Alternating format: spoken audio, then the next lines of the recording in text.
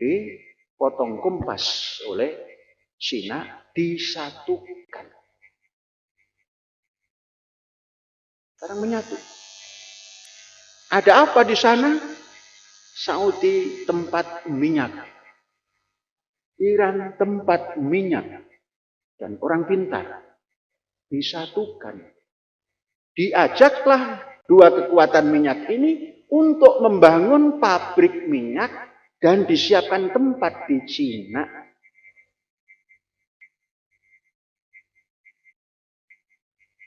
Cina kan kepengen punya minyak.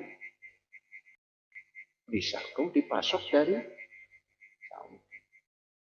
Akhirnya Israel tidak bisa mengancam Iran.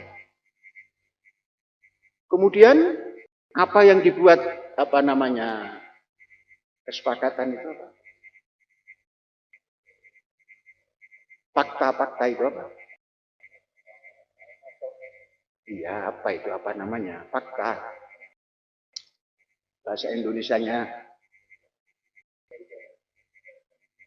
Jadi fakta antara fakta pertahanan Mesir, kemudian Saudi, kemudian Uni Emirat Arab untuk mengempur Yaman, sekarang sudah bubar. Gara-gara Iran dan Arab Saudi sudah bersatu, disatukan oleh Cina yang komunis. Maka jangan takut dengan komunis. Kita ini komunistofobia. Nggak ngerti komunis, takut dengan komunis. Jelek-jelekin komunis.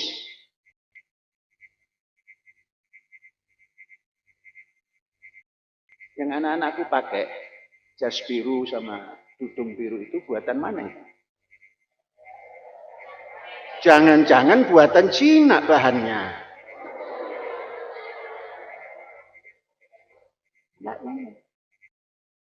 Yang komunis itu, tapi ramah, bisa menyatukan.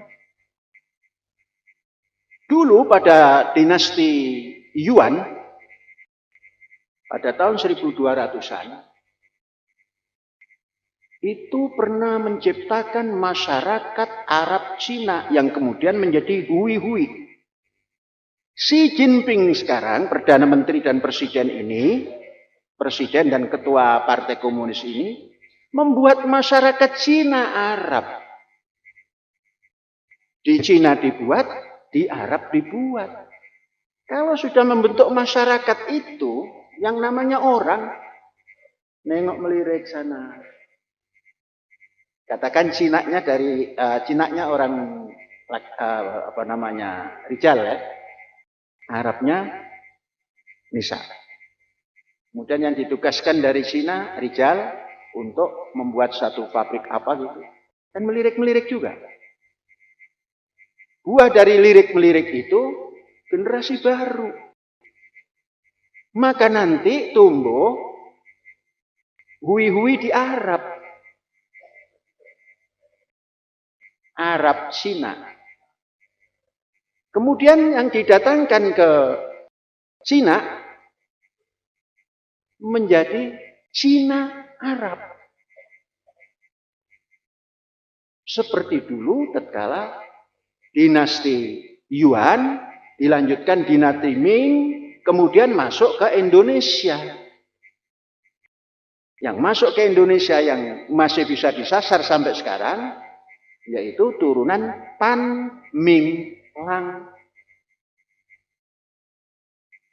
Kemudian karena sudah tinggal di Indonesia, dirubahlah menjadi Panji Gumilang.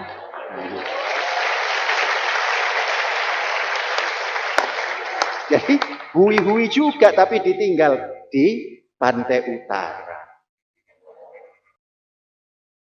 Pantai utara kan dinyanyikan oleh Syekh. Indramayu, gitu kan? Di mana kita? Indramayu, pantai utara. utara. Ombak gemuruh,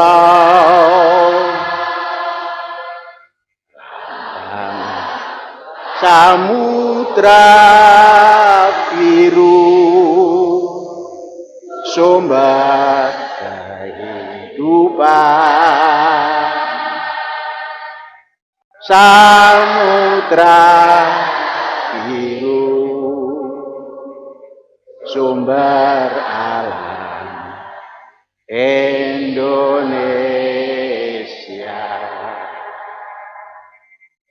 Mari kita menyanyi samudra mangun kencana. Mari kita membangun Indramayu, Indonesia maju jaya.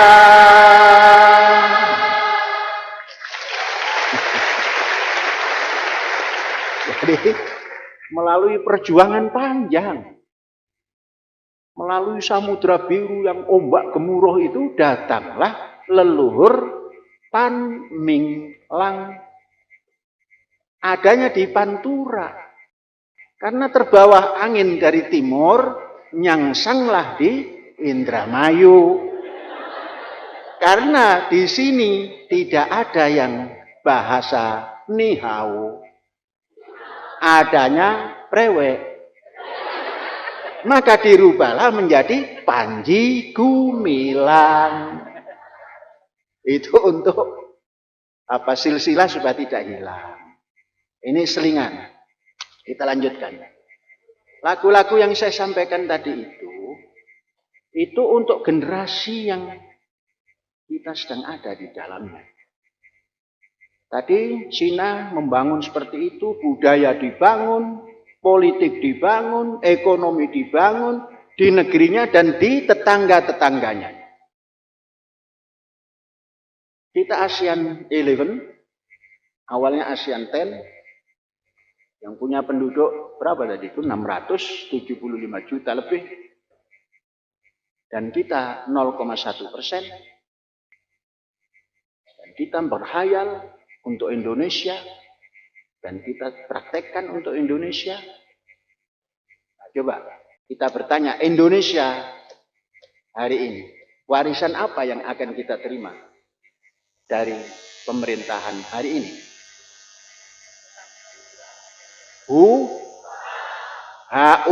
H-U-T-A-N-G. Hutang. Berapa banyak hutang? 10.000 triliun. Kata Profesor Rahbini dan kata anggota DPR yang namanya siapa itu? Anggota DPR. Bekas PKS masuk ke Golkar. Yang bagian Salikun. Katanya 10.000 triliun. 1 triliun itu nolnya berapa? Miliar itu. Triliun 12. Terus ada ribunya lagi 15. Ada puluhnya lagi 16. Baru 1. Artinya 10.000 triliun. Kalau kita bagi menjadi dolar dan harga dolar itu 15.000 rupiah, maka hasilnya 666, sekian, kita bulatkan 667 miliar dolar Amerika.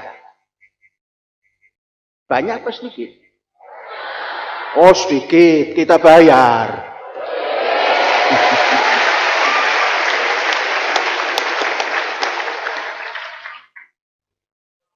Ini 0,1% ini yang akan bayar itu.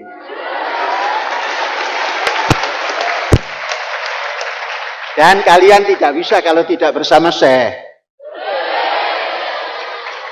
Karena mimpi kalian itu belum sebanyak mimpinya Syekh. Ini mimpi beneran ya. Kemarin malam Syekh mimpi. Cerita mimpi ini. Sebelum melanjutkan bayar hutang ya. Ini hari Rabu. Selasa, malam Selasa, artinya Senin malam, sebelum bangun sahur, mungkin saya, ini kan tangannya masih bermasalah, tidur ketindihan mungkin, nggak sadar, mungkin terasa nyilu dan sebagainya. Mimpinya bagus, ketemu Pak Harto di rumah almarhum orang tua Syekh. Pak Harto, Muldoko, dan banyak lagi. Melihat, nah ini Pak Syekh, kenapa itu tangannya dibungkus-bungkus begitu? Oh, bekas patah Pak Harto. Ayo coba-coba, tentara pegang. Ngomongnya tentara pegang. Diam ya, jangan terkejut. Klek. Coba digerakkan. Oh, sudah bagus. Saya ke depan rumah, masuk lagi, tinggal Pak Muldoko. Mana beliau? Tadi keluar katanya mau sholat. Lari ke Sentong. Sentong itu tempat yang paling dalam di rumah saya. Biasanya tempat beras dan lain-lain. Tapi di situ ada tempat yang untuk sholat. Tidak ada. Ada yang bilang sudah keluar. Baru bangun, pegang tangan. Kok masih tetap gitu?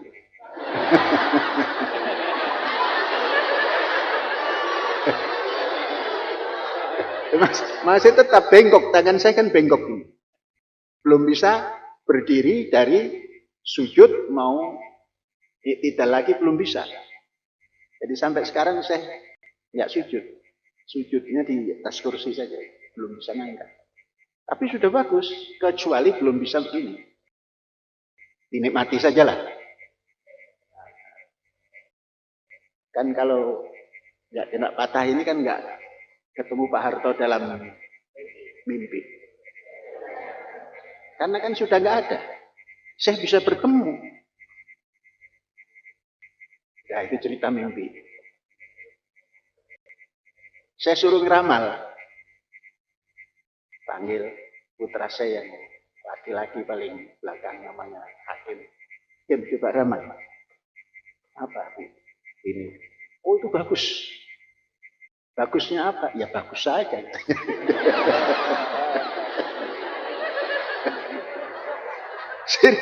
Serius orangnya serius. Oh itu bagus. Bagusnya gimana? Ya bagus saja. Daripada ketemu yang lain-lain gitu. Nah, kita lanjutkan. Membayar hutang. Andainya aku sebagai bangsa Singapura, maka aku sudah tidak berpikir dapur. Andainya aku sebagai bangsa Brunei, aku tidak susah-susah lagi untuk mengurusi terasi dan lain-lain. Karena aku orang Singapura tidak banyak dan beras datang sendiri. Karena tanpa sawah, beras semuanya dijual di Singapura. Orang menitipkan beras di Singapura, menitipkan minyak di Singapura. Aku orang Brunei tak menggarap sawah, tapi minyakku dilempar saja, datang semua makanan. Namun aku bukan Singapura dan juga bukan orang Brunei. Aku orang Indonesia yang hari-hari masih memikirkan beras. Hari ini 2 juta mau diimpor. Kala rakyat sedang panen raya. Bulog tidak mau membeli. Jangan berpikir. Biarkan saja. Mari kita membayar hutang.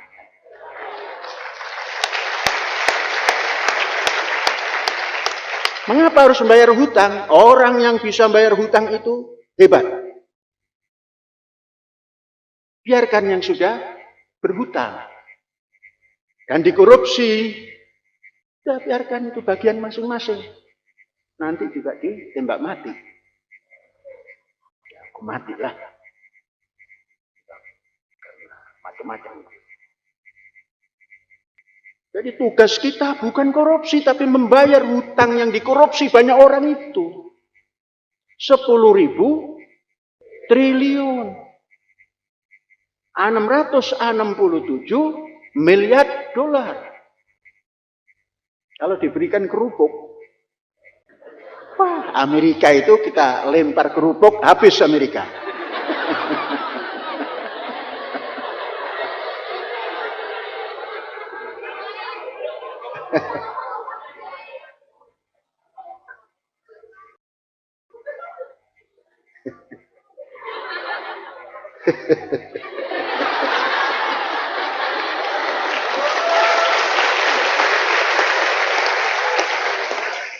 Mengapa kok kerupuk contohnya? Kerupuk kan tidak membahayakan.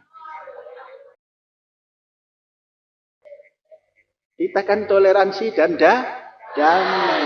Kalau melempar-lemparnya kerupuk, jangan lempar bom. Lempar kerupuk, orang Amerika mencoba, ini apa ini? Makan enak. Dari mana? Dari Indonesia. Ayo kita ke Indonesia. Sampai di Indonesia, jangan cerita kerupuk lagi. Kerupuk hanya untuk memancing Anda supaya datang kemari. Datanglah generasi muda yang bisa berkomunikasi. Amerika, berapa hutang kami? Oh, sekian. Oke, catat. Inggris panggil berapa? Eropa semua panggil berapa? Catat dan minta tempo 10 tahun. Jangan kalian berikan bunga sama sekali. Dan nanti kalau 10 tahun tidak kami bayar, ambil negara kami. Wah, kan taruhannya negara. Kalau sudah taruhannya negara, taruhannya nyawa. Itulah jihad untuk membayar hutang. Jangan taruhan nyawa tapi bunuh diri, itu nggak ada artinya. Bom bunuh diri, masuk surga siapa?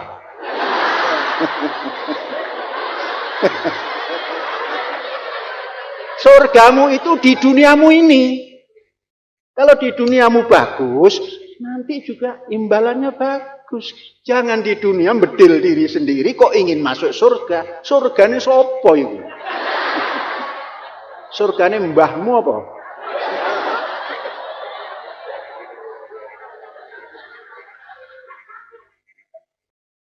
Sudah. Katakan sudah agreement-nya. Panggil Menteri Pertanian buat program. Kok saya punya Menteri Pertanian? Bukan saya. Andainya pimpinan Indonesia yang mau membayar hutang itu didramakan oleh saya. Jadi aktor dalam drama membayar hutang itu katakan saya pemainnya. Menteri Pertanian sini, Menteri Perdagangan sini, Menteri Sains Teknologi sini, Menteri Pertanahan sini, kumpul. Ditanya oleh sang pimpinan pembayar hutangnya. Ada berapa hektar tanah yang layak untuk pertanian? Tek-tok. 70 juta hektar. Layak sama sekali? Sebagian layak, sebagian belum. Yang layak berapa? 13,5 juta hektar. Mari kita tingkatkan 2 kali lipat menjadi 25 juta hektar. Sains teknologi dan industri, ayo kita import dulu. Setelah import, pelajari dan bikin sendiri. Apa? Alat pengolah tanah. Kita jadikan tanah pertanian ini tanah yang bisa mercy terbaru masuk ke sawah itu. Sekarang ada sawah yang bisa dilewati mercy. Dilewati sepeda saja, sepedanya naik kita.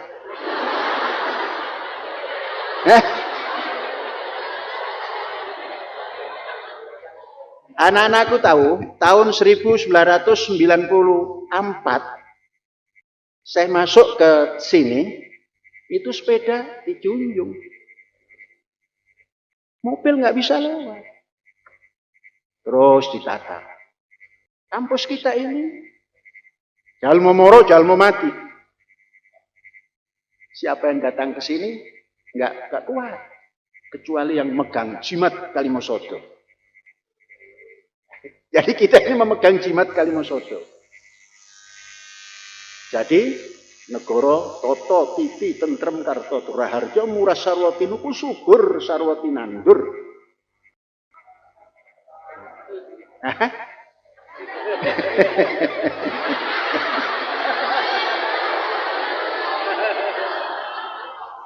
Nah, kalau semuanya kalian mengerti kan nggak bertanya.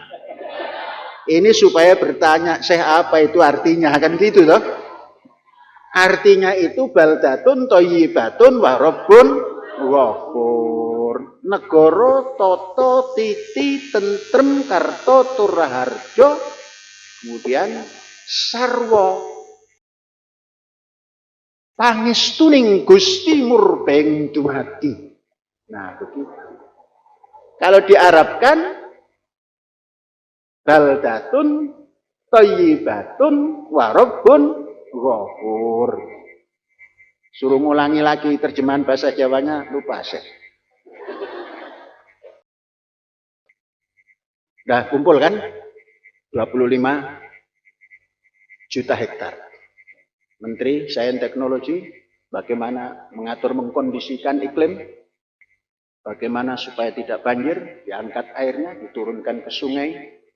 Terus PUPR, Menteri PU, ciptakan jalan setiap 100 hektar, itu ada jalan, inspeksi, yang bisa masuk mobil besar, mengangkut,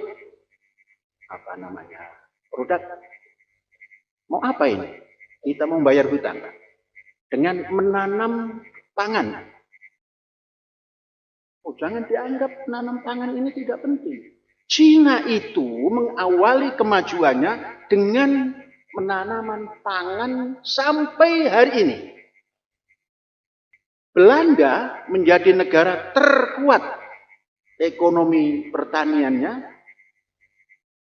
karena pertanian. Israel karena pertanian. Indonesia sudah lupa. Negara yang toto titi tentrem kerto turaharja ini dilupakan. Import. Lah kalau Singapura import beras itu sedikit. Mengapa? Karena berasnya nggak diimport, sudah ada di Singapura. Brunei juga begitu. Nah kalau Indonesia untuk mengimport 2 juta ton itu bagaimana? Kan banyak. Nah, apa yang kita tanam? Katakan beras yang kualitas premium, super lagi, lebih super dari premium, yang disukai oleh seluruh negara yang ada di dunia ini. Yang tidak suka makan nasi pun akan makan nasi kalau berasnya itu. Apa beras yang kita tanam? Beras LKM.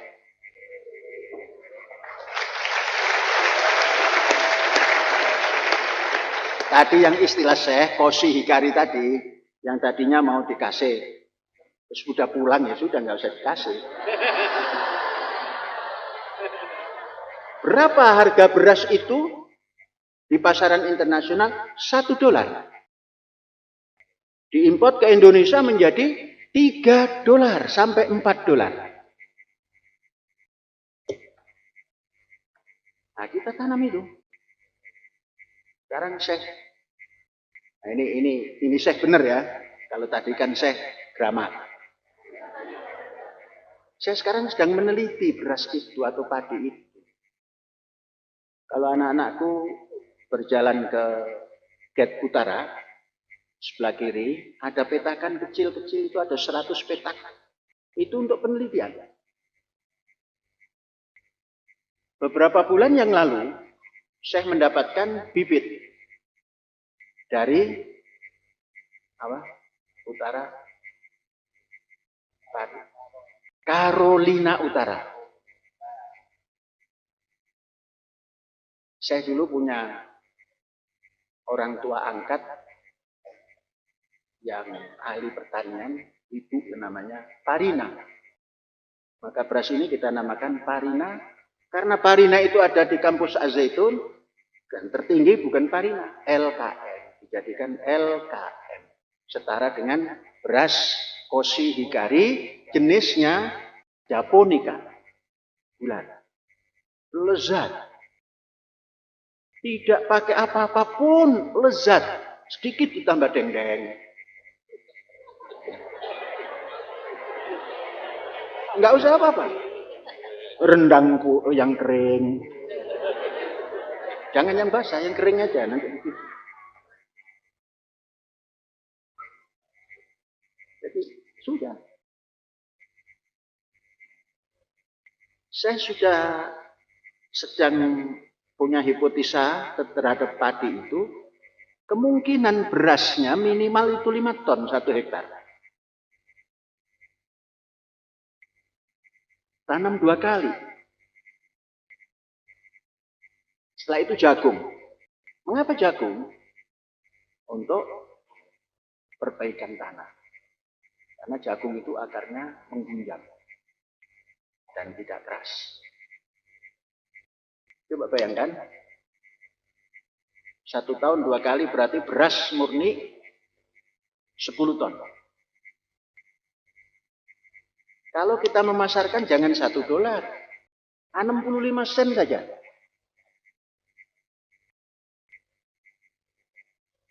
Berapa itu?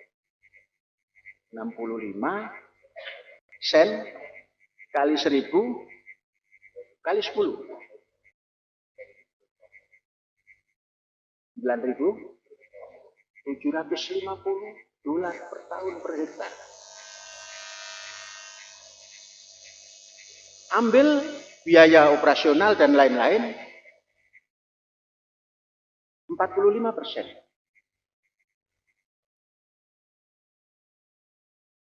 Pupuk untuk pertama kali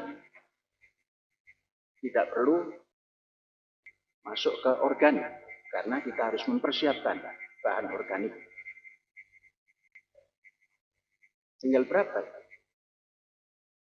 9.000 sekian, katakan 10.000 kali 70%. 7.000 kali 25 juta.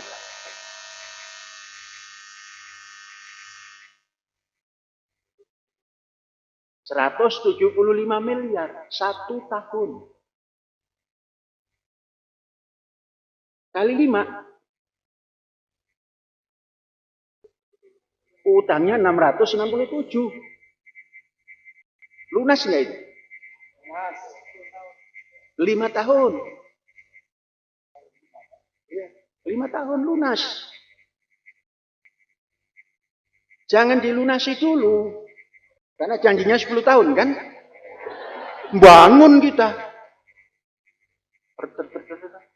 Apa? Samudra Biru dibangun. Mencari ikan tangkap. Sekarang kapal Indonesia ini nggak ada yang besar. Jadi disenggol saja oleh kapal Vietnam kalah. Apalagi kapal Cina. Syekh sudah mulai. Syekh sebagai Syekh mulai. Belum Syekh sebagai pemain drama tadi ya. Kalau drama itu kan nggak lama, kalau Syekh kan lama. Andainya kita ini mempertahankan garis batas ZEE kita dengan 50.000 kapal yang ukurannya paling pendek 50 meter, artinya lunasnya 50 meter, lebarnya antara 10 sampai 12, tingginya disesuaikan, muatannya lebih daripada 5 ton, 5.000 ton. Laut kita ini laut terkaya di dunia. Ikan tongkol dan ikan tuna, ikan cakalang, dan segala macam ikan yang dibutuhkan oleh dunia ada. Hanya karena tidak didukung oleh kekuatan teknologi di atas laut. 50.000 tadi. Itu 5 tahun selesai. Semua galangan di pesisir dibuat. Jadi galangan kapal itu jangan hujan kehujanan, panas kepanasan. Kita ini bukan Digdoyotan Peguno. Bukan seperti Gadot Koco. Ombak laka-laka disuduk mantuk-mantuk. Ora tegas tapak paluning pandai sisaning gurindo, bukan. Kita kalau kehujanan flu, kepanasan flu, maka dibangunlah galangan kapal yang ada penaungnya. Sudah kita kasih contoh. Bagaimana kalau itu dibuat 1.000 tahun pertama, tahun kedua menjadi 2.000, tahun ketiga jadi 3.000, tahun 5 sampai 5.000 untuk menyiapkan 50.000 kapal. Kayunya bagaimana? Oh, jangan takut kita ini mengambil kayu di negara sendiri, asal menanam ulang. Kayu apa yang kita tanam ulang? Jangan kayu yang seperti ulin itu lambat. Mari kita tanam kayu yang cocok untuk perahu, untuk kapal kayu, yang namanya kayu laban. Kayu laban itu, oh, siapa yang ngantuk?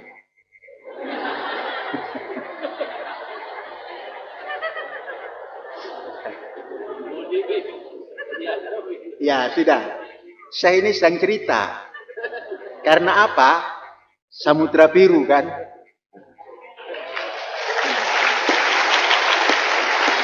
Jadi cerita. Tinggal tahan apa enggak dengarkan ceritanya. Diteruskan? Sampai mana tadi? Ya, kapal tangkap. Kayu laban. Ambil kayu, nanam, kita ngambil 1 batang, nanam 100 batang. Kan tadi sudah banyak uang kan? Sejahtera itu ukurannya bukan uang, tapi proses mendapatkan uang kalau sejahtera. Uang itu nggak enak. Nggak bisa dimakan. Ingin tahu, Syekh punya uang banyak tapi nggak bisa makan. Pada tahun 1989 sedang mencari tempat untuk ma'had. Syekh naik motor bersama Pak Sabit, bersama Pak Halim, masuk hutan tanpa bawa peta. Belum pernah kenal tempat itu. Ingin mencari tembus ke sana, tapi tidak bawa peta. Masuk ke hutan, ada bekal. Ada nasi timbel, ada rendang. Itu kan. Ya yang dicontohkan yang enak saja gitu kan. Padahal ya enggak juga. Muter-muter nyari jalan sampai malam, nggak ketemu. Terpaksa nginep di tengah hutan. Dan jalannya bukan jalan seperti di Mahat ini.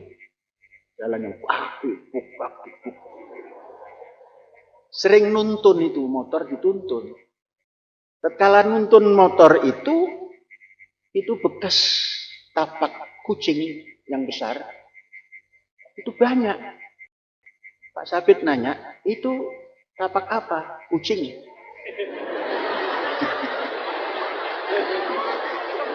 Sebab kalau dikasih tahu ini macan, nggak berani jalan. Tapi begitu malam sampai belum ketemu yang dituju, mikir juga, kok kucing kok besar-besar ya?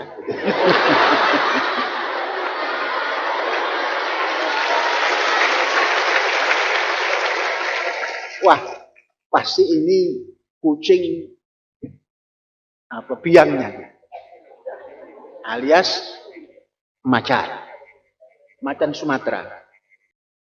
Itu ceritanya di Sumatera itu. Begitu malam, hujan rintik-rintik di tengah hutan, karena masih banyak pohonan, jadi hujan itu nggak terasa. Itu yang tadi bertanya ini tapak apa, itu terus ke tengah saja. Nggak berani di pinggir. Biasanya di Banten itu orang memelihara kerbau itu dilepas saja, hanya dikasih kelontongan. Yang anak-anak di tengah, induk-induknya mengelilingi. Jadi seperti anak kerbau di Banten. Yang tanya ini tapak apa itu, maunya di tengah saja gitu. Supaya dilindungi yang lain-lain. Ya sudah, nggak apa-apa. Malam itu semua makan, tidak tahu bahwa besok masih ada hari. Habis. Makanan habis. Pagi, jalan lagi. Belum ketemu. Hanya suara si Amang saja. Gung, gung, gung. Di mana ini? Sampai satu batas, ada yang bensin sudah habis. Semua lelah, ngelitak lagi. Haus. Nanya lagi. Jangan cari yang jernih. Ada jentik-jentik yang hidup tidak? Tidak ada. Jangan diminum. Walaupun bersih. Cari yang di situ ada kehidupan. Tapi kotor tidak apa-apa. Sekali-sekali minum yang kotor. Tapi sehat. Ya, minum. Jadi katakan itu susunya beruang lah.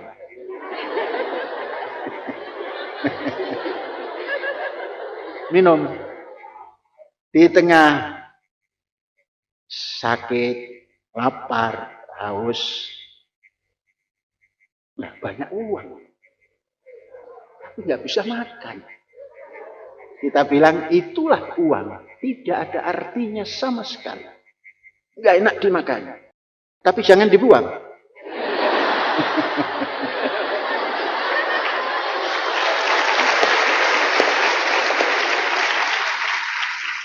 Sudah seperti itu, bukan putus asa ya.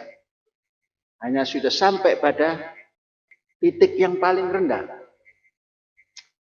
Telinga yang kalau sudah pada titik paling rendah, itu suara nyamuk juga seperti suara kapal terbang. Ya. Jadi di nun kejauhan ada suara seperti suara mesin motong kayu. Pak Sabit yang nanya ini itu tadi, yang tidurnya minta dilindungi di tengah tadi. Nah, sekarang begini, siapa tadi malam yang tidurnya di tengah dilindungi oleh yang lain-lain? Cari.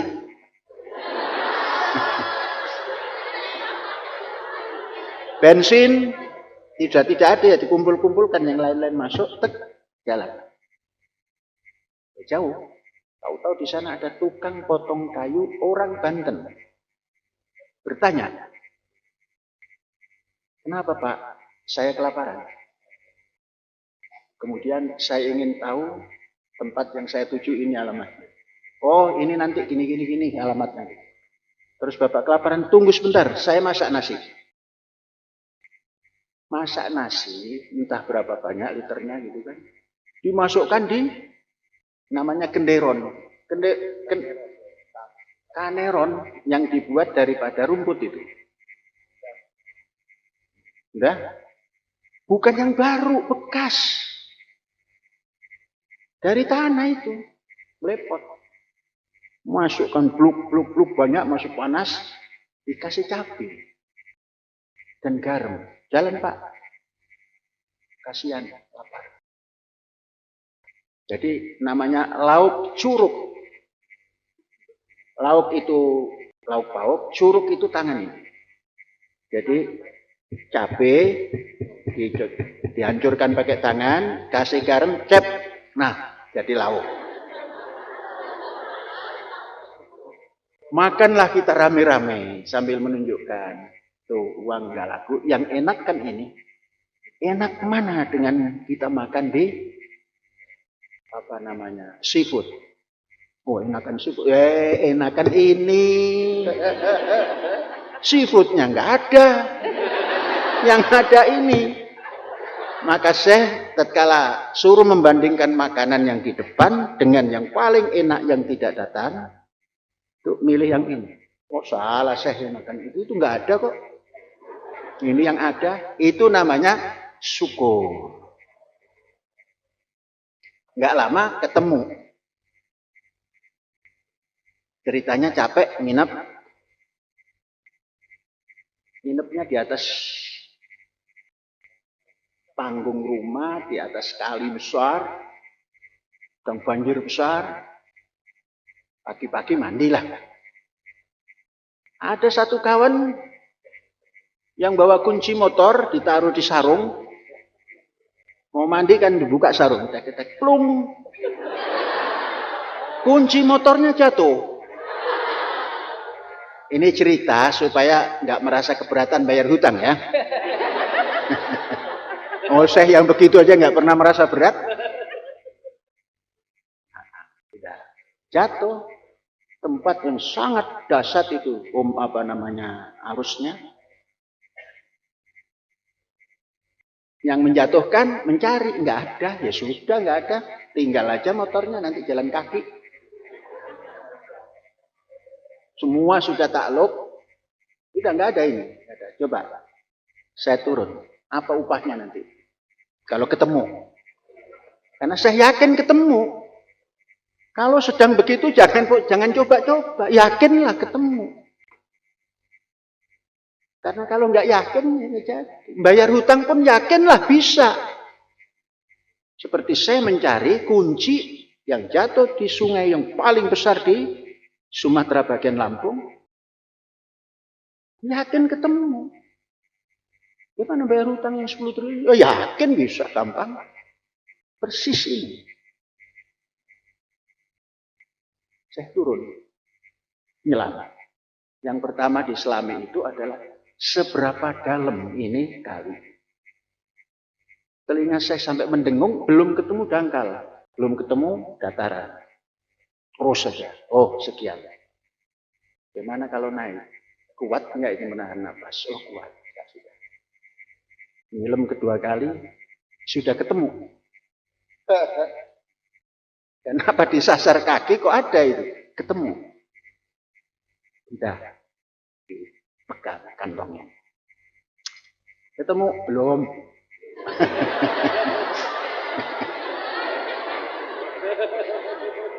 Ini namanya trik. Sambil ketawa, belum. Gimana bisa ketemu? Oh insya Allah pasti. Insya Allah pasti. Karena sudah di tangan. Sekali lagi, saya nyelam. Insya Allah ini ketemu. Kalau sudah ketemu. Itu ada, apa itu?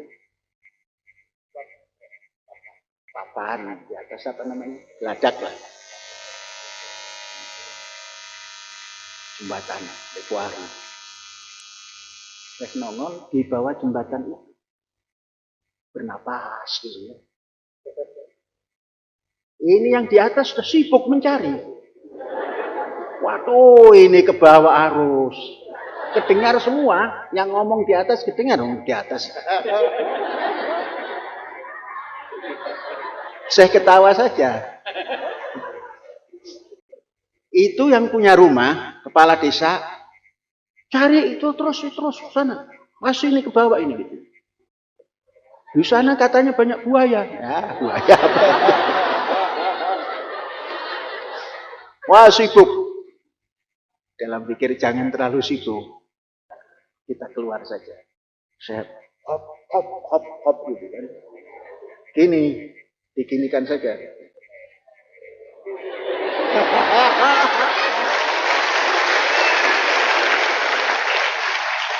Sudah, kan ketemu tuh.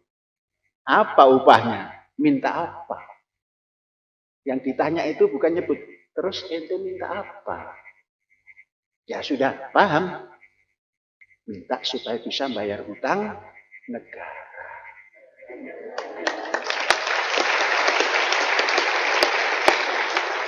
Dah, jadi tadi padi sudah kan? Beras. 5 tahun kan sudah. Terus bangun laut. Nah, kalau sudah 50.000 kapal itu, seluruh negara di dunia didatangi oleh lauk yang diambil oleh bangsa Indonesia ini.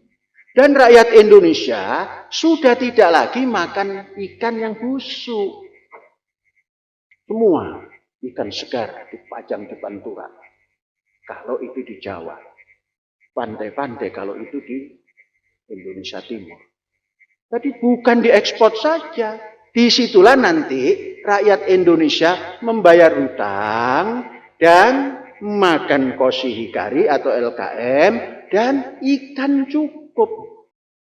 Nah, bagaimana dengan pupuk yang begitu mahal, pupuk kimia? Jangan pakai sapi. Nah, kalau 25 juta hektar, 10% untuk sapi, kan 2,5 juta hektar.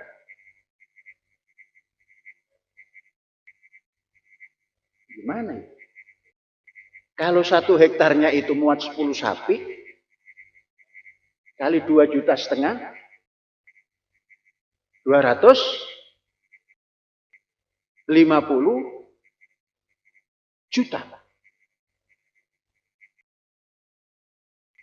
Katakan berapa itu?